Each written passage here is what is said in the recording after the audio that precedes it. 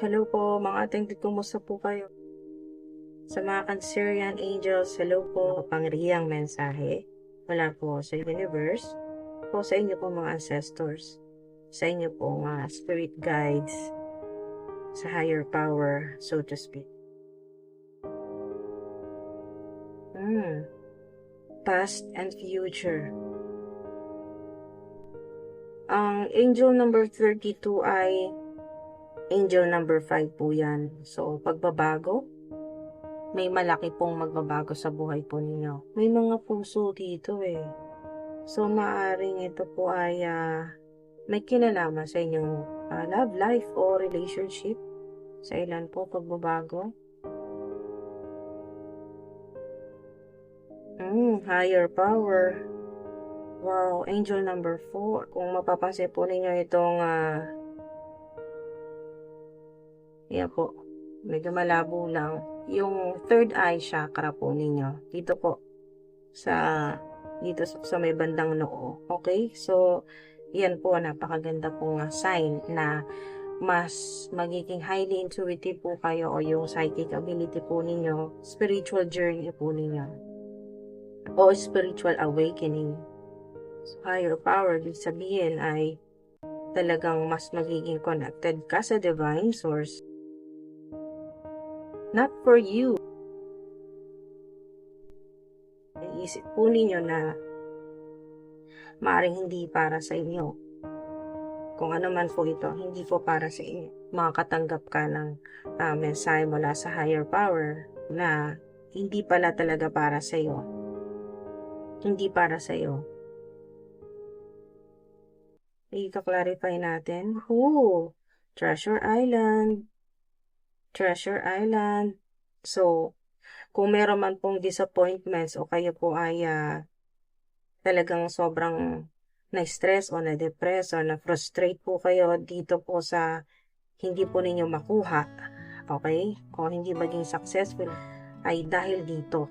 Dahil may, ang ilan ay sign po ito mula sa higher power o sa universe na may overseas o job offers, mga opportunity o swerte mo sa ibang bansa. Ang iba naman po ay yung itong Treasure Island ay sa ibang city o sa ibang location, ibang trabaho. So, sa iba, ito pong Treasure Island ay maaring ang ilan po lilipat po kayo ng bahay o ng apartment o ng boarding house o kayo po ay bed space. Sa iba na mas magiging magaan po yung mapapansin po ninyo na magaan sa pera, maswerte, parang lagi kang sinaswerte. Okay, so maswerte po ang ilan po sa inyo. Pero kailangan mong lumipat. O kung hindi sa ilan na hindi naman po, wala naman pong planong lumipat, ito pong Treasure Island, kasi may treasure chest dyan. So, ibig sabihin, matatagpuan mo na o malalaman mo na ngayon kung saan ka ba talaga, anong career path o anong trabaho o negosyo, creative project yung magpapagaan ng buhay mo or yung magaan sa pera, yung maswerte o kaya ay magkakaroon ng abundance o prosperity, yung masagana, maswerte sa pera. Yung number 9, angel number 9, positive din ito na energies at magandang balita. Yung number 9 ay sa iba ay makakapag-indulge o makakabili po kayo ng gusto ninyo, kaya po sa ilan ay maaprubahan po yung loan o kayo po ay makakabili po ng yung mga big purchases po ito, malaki po yung amount. Makakabili ng sasakyan, ng bahay o condo unit o mababayaran mo na, kaya makakapag-down ka. Maganda po yung napakaswerte. Yung ganito pong energy ito po yung pawikan, yung simbolo po ng bahay niya na, ayan po yung bahay niya na matigas. So, yung simbolo niyan ay support. Okay, so may suporta mula sa divine, so to speak, sa universe, higher power, may suporta. Okay, sinusuportahan ka o susuportahan ka, yung mga pangangailangan mo, yung mga gusto mo mabili, yung, kasi ang treasure, ano po yan indulgence po yan o yung abundance, swerte, masagana. At may mga star po kasi kaya maaaring yung matagal mo ng pangarap o yung matagal mo ng hinihiling ay na kumita ng malaki, kaya maka-jackpot, o ano man po yung gustong-gusto po ninyo na mangyari, na magbago na, o kaya po ay mabayaran niyo na lahat ng mga utang po ninyo, o yung inyo pong ah, yung hinuhulugang bahay o ano man po, sasakyan ay talagang maswerte po itong treasure island o treasure chest po yan. At may suporta mula sa divine source o sa higher power po. Number 4 ay stability. So, ang marami po sa inyo, magiging stable yung kita, yung, yung inyo pong creative project o yung trabaho po ninyo o career, negosyo, may mga online business, o ano man pong negosyo, kung meron kang shop, meron kang YouTube channel, o kung ano man po yung ano man pong social media platform na ginagamit po ninyo para kayo po ay magkaroon ng extra income o extra cash. So, or maganda po talaga, ang ilan po sa inyo ay magandang balita po yung treasure island na maswerte or abundant. Kung saan pong lalapit yung swerte po ninyo. Yung swerte sa pera o sa trabaho. Ano po itong changer? Yan. Ito yung not for you, not the right time.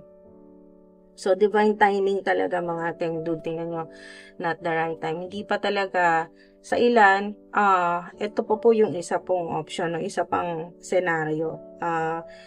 Yung not the right time, not for you, maaaring hindi pa talaga. Kung halimbawa sa ilan ay gustong-gusto mo na talagang maging successful o kaya ay kumita na malaki, hindi pa. Pero ito naman yung mangyayari. Magiging matagumpay pa rin. Successful pa rin. Sa iba ay tatanggapin nyo na po. Okay. Tatanggapin nyo na may ginagawa ka na hindi talaga para sa'yo. O pwede rin po itong sa relationship, maring talagang matatauhan ka na o marirealize mo na hindi talaga para sa iyo ang tao na yan o romantic partner o kaya po kaibigan. So, hindi talaga para sa iyo. O pangarap o idea, creative project o negosyo, hindi para sa iyo.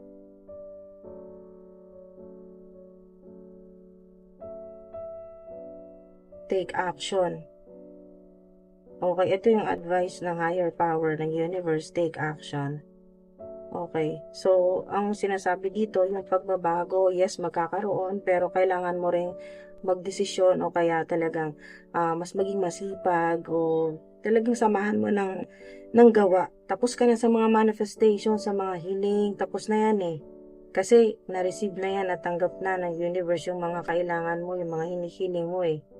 So, ngayon, ang advice na sa'yo ng universe, ng spirits, mula sa spirit realm ay take action ka na. Lahat ng gagawin mo, babalik sa'yo. Itong balik sa'yo. Prosperity, abundance, swerte. So, may ginawa ka kahit napakaliit lang, nag-send ka lang ng email, nag-inquire ka, o kaya ay nag-invest ka na ng kahit maliit lang. Kung halimbawa sa ilan ay gusto po ninyo magkaroon ng online business, nag-inquire ka na o kaya ay inayos mo na yung mga requirements, basta may action ka na. Requirements o ano yung mga documents na kailangan para sa online selling. Example lang po yan mga tengdud, iba-iba po. Kung sa iba, YouTube channel, mag-i-invest ka or maghahanap ka na ng i-add to cart mo na yung magandang quality ng camera na kailangan mo sa pag-vlog o sa YouTube channel mo. So, iba-iba po yan mga tengdud. Kung ano man po yung business po ninyo. Kung halimbawa, gusto po ninyo kayo po yung magte-design ng mga t-shirt or mga customized po ng mga t-shirt, mga ganyan po. So, mag-i-inquire ka na, mag-iisip ka na ng mga design, o mismong ikaw din, kung napaka-creative mo, ikaw na rin. Kasi halos lahat naman po sa mga cancer yan ay napaka-creative. So, ikaw na rin magde-design. So, depende po mga tekdod, basta may action. Kahit gaano po, kahit maliit yung action po ninyo o kung ano man po yung gagawin po ninyo. Ultimo, pag-send lang ng email or yung pag-search lang ng mga kailangan, action na rin po yan mga tekdod. Ibig sabihin, sinisimulan mo na talaga na yung mga minanifest mo, yung mga hiniling mo sa universe ay mas madali mo nang ma-attract ngayon. Kasi alam na ng universe kung ano yung gusto mo. Nag-effort ka, na may action ka. So, yung galaw ng energy, yung tulong ng universe ay mas magiging mabilis. Nakita mo talaga na umaayon nga talaga sa iyo ang universe sa mga gusto mo, sa pangarap mo. O sa pagbabago kasi, number 5, angel number 5 ay changes. Ayan, pwedeng challenges. So ang challenge ay sa iba, yung may isip mo na naman yung nangyari dati o yung mga achievements mo dati o yung kung gaano kaaganda yung buhay mo dati at ikukumpara mo sa ano nangyayari sa iyo ngayon, nagkakaproblema sa pera, na scam, na bankrupt, at marami pa pong ibang mga iba't iba pong problema sa trabaho, sa career, sa negosyo po ninyo, ano man pong pinagkakitaan. So, ang focus po sa inyo ngayon ng universe ay basta mag-action ka ngayon as in present. Kailangan yung energy mo ay present. Ano yung mga kaya mong gawin, ano yung mga kaya mong baguhin, anong pwede mong gawing action sa kung ano man yung kasalukuyan po ninyo, present. Okay, so mga ating dude, present, wag daw sa past, wag muna sa future. Wag muna masyado mag-isip kung ano mangyari 6 months o sa mga susunod na buwan o 5 months mula ngayon, wag muna daw pong ganun. Kasi kailangan may action ngayon, kailangan mong gawin. O pagtuunan ng pansin kasi may mga pagbabago dyan. So, syempre, kung may pagbabago at yan po ay divine intervention. Hindi po natin kontrolado kasi dahil syempre pagbabago na ay gawa ng universe, divine intervention. So, ang kaya mo lang talagang makontrol ngayon kasalukuyan, present, yung there and now, future, ito po, there and now, past, future, wag mo na, okay? Wag mo nang isipin ng gusto. Okay, so mga ating dude, focus muna sa ngayon. Ito na po yung clue, within the next few months. Within the next few months. So, ito po yan, may kinalaman dito sa Treasure Island. Ito pong abundance, yung magaan na buhay, swerte, mga opportunities, offer, ano po hinihintay po ninyo na napakagaan. Okay, magaan, easy, napakadali. Magiging napakadali na po sa marami po sa inyo mga cancer yan. Kung ang iba po sa inyo, sa mga nagsimula po ng business, hirap na hirap, ang daming problemang lumabas na hindi inaasahan, ito na po yung clue within the next few months. So, makikita nyo na po agad yung abundance po ninyo. Ito pong Treasure Island, no? Papalapit na kayo ng papalapit sa swerte. Within the next few months. April. Okay. Get more information. Ito nga, talagang kailangan mo ng action dyan, mag-research, mag-aral. Sa iba po, pwede ang ilan, kukuha pa po ng course, short course o additional po na course o pag-aaralan niyo po para po mag-improve pa or makatulong po sa kung ano po itong binubuo po ninyo. Ito pong creative project, negosyo, o pinagkakitaan po ninyo sa kasalukuyan o yung career po ninyo. Ang challenge dito ay yung pong, okay, so may balance, 6 of Cups. Magiging masaya po kayo, okay? So, yung hirap po ninyo, yung mga problema po ninyo, yung mga challenges na haharapin po ngayon sa pera o sa trabaho po ninyo o career, ay magkakaroon din po ng solusyon at magiging magaan po yung, mawawala po yung stress po ninyo. Basta magaan po yung energy. Ang challenge lang po ay kung paano mo tatanggapin yung mga bagay na hindi talaga para sa'yo. Bagay, tao, yan, o taong mahal mo, na hindi mo kayang bumitaw kahit na hindi na healthy yung relationship o hindi na balance. So magkakaroon ng balance talaga. Mawawala yung ah, mga bagay, tao o sitwasyon. Mahirap na sitwasyon, mawawala po yan sa tulong ng higher power. May pagbabago talaga kasi ang 5 ay change eh. Pwedeng challenge din po yan. So, ang challenge ay yung pag nagkaroon ng problema, ang challenge po, ano man po klaseng problema, sa kalusugan, sa problema po ng family member po ninyo na nagka-problema, kaya parang pati ikaw ay problemado din, pwede po ito sa relationship ng family member, kalusugan, o sa pera din po. Ang ilan ay hindi naman, ang ilan naman po yung hindi mahirapan pong tanggapin. Mahirapan tanggapin na hindi para sa yung tao na yan o yung kaibigan o ano man po, hindi talaga para sa iyo. Okay. Challenge o yung mahirap po para sa ilan ay yung makatulog po ng maayos. Kulang na kulang sa tulog, kulang sa pahinga, yung quality ng pahinga o yung tulog ay talagang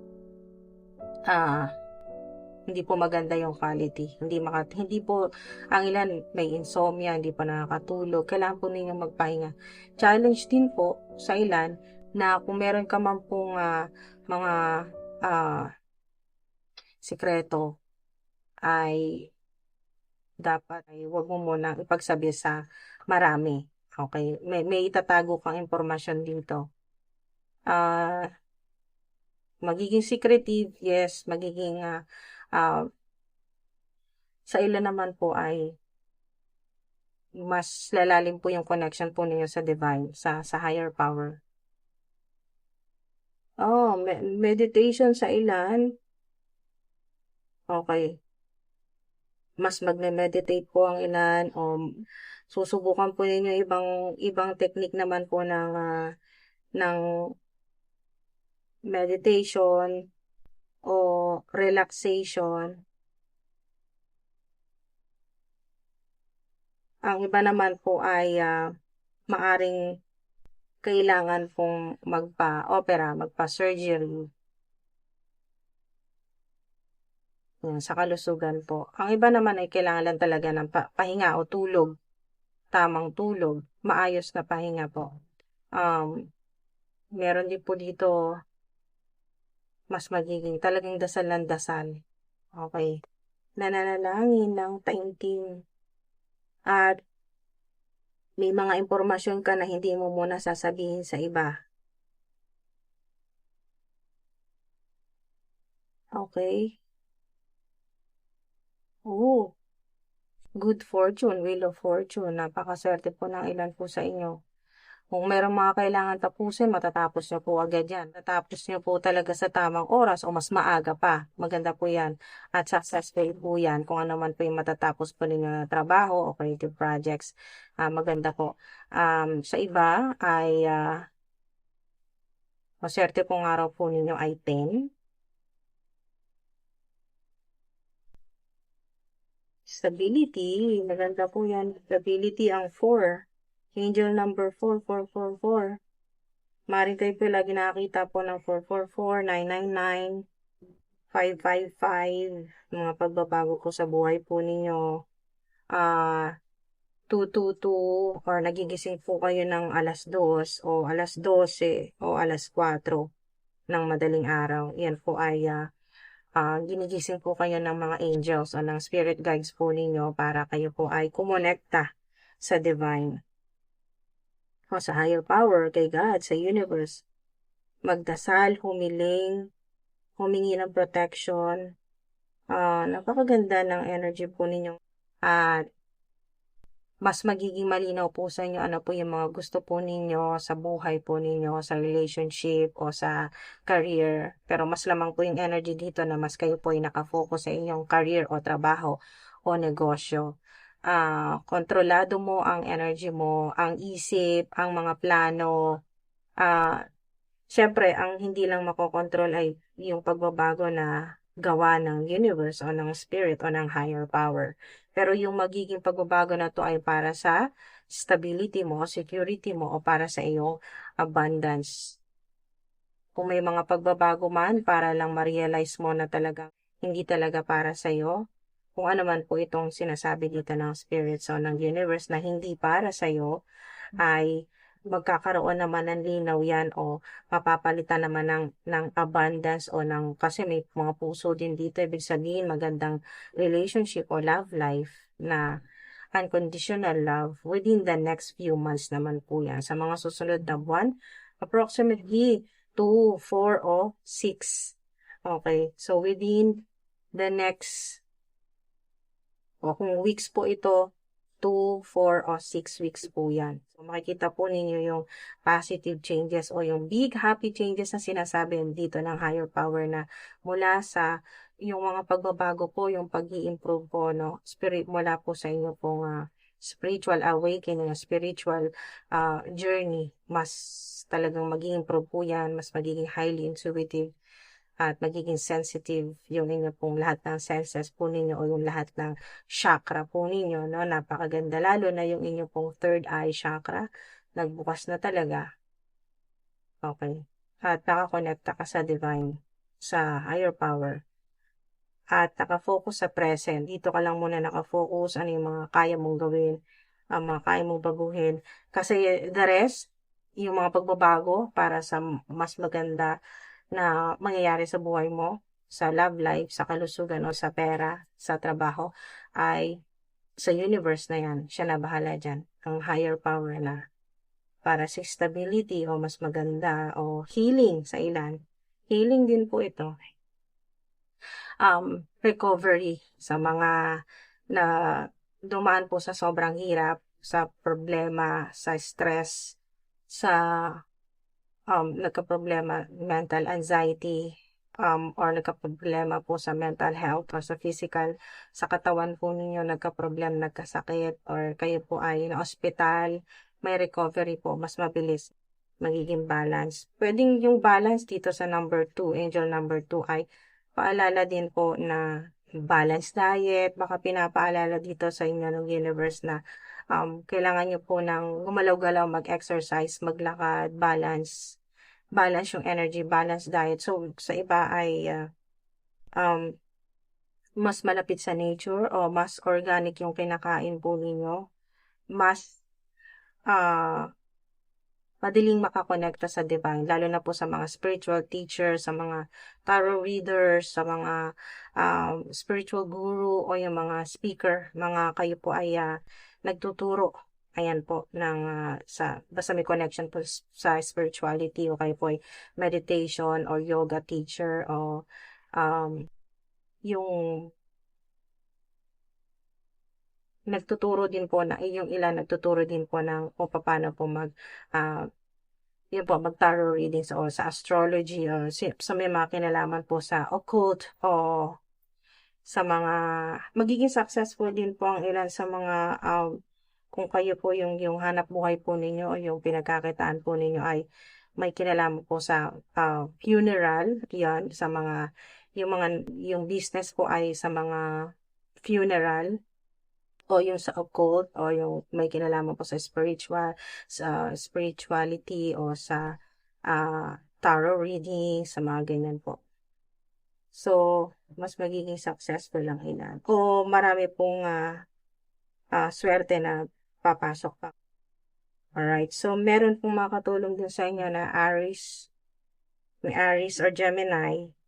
Gemini, kapwa po ninyo Cancer or Cancerian, makakatulong din po yan sa inyo. Tanggapin po kayo ng malaking pera or remittance o bank transfer o malaking pera po yan o bayad, payments. So, or may mako-close po na deal or kung ano po yung negosyo po ninyo, malaki pong reward o benefits. Sa ilan naman po ay may offer na magkaroon ka ng mas mataas po na position o leadership role naman ito. Sa ilan naman po ay may father figure o mas matanda sa iyo na male masculine ng nakikita ko dito na energy na may makakatulong po sa inyo na may feminine or female naman na Gemini. Makakatulong po sa inyo sa pera o sa kung ano man po yung problema po ninyo. Aries, Gemini, at Cancerian. Cancer din po. So overall, mga ating dude ay may mga hihintayin, pero meron din po na hihintayin po ninyo, no? Pero kailangan may action ka na ngayon at hindi ka po pinapabayaan ng universe, ng divine, o ng higher power. May mga tulong, okay? May mga magbabago um, para sa ikabubuti, para din po marating o maabot nyo na po itong Treasure Island. Ito pong abundance o yung magandang buhay po. Yan, masagana. Yung easy na lang. Yung hindi na masyadong hirap na hirap. At stability. Puro 4. Ito po, 4. 4 of Swords. Higher power, 4. Puro connection din po sa higher power o sa divine, sa universe. Sa universe talaga. Connection ng energy mo. Talagang naka-synchronize o yung naka-align yung energy mo sa universe o sa higher power. Kaya, madali lahat. Okay, magiging madali lahat sa kalusugan, sa relationship, lalo na sa pera. Marami po sa inyo kasi may Treasure Island. So, maganda po yung overall, napakaganda, positive po yan. Huwag po kayo madi-disappoint dito sa not for you, kung hindi para sa'yo. At may malaking kapalit po yan. Kasi ito, 6 lang. Mababa yung number nito, 6. Yung kapalit nyo, 9. Abundance, emotional fulfillment, at indulgence, o yung talagang makakapag-relax, makakapagbakasyon, gagastos ng hindi ka manghihinayang kasi marami kang panggastos o marami kang pambili. Abundance, prosperity. Alright, so maganda po yung overall energy po ninyo, mga ating dude. Basta wag lang kayong mawawala ng pag-asa at laging may action. Kahit maliit lang na effort, ay malaki ang balik po sa inyo, Treasure Island. Malaki po yan. Infinite abundance po yan. At support. Support mula sa universe o sa higher power. So, yan po. Maraming salamat po. Mag-ingat po kayo palagi. Mga din salamat po kung tinapos po ninyo itong video at hanggang sa susunod po ulit. Ayan. Thank you po.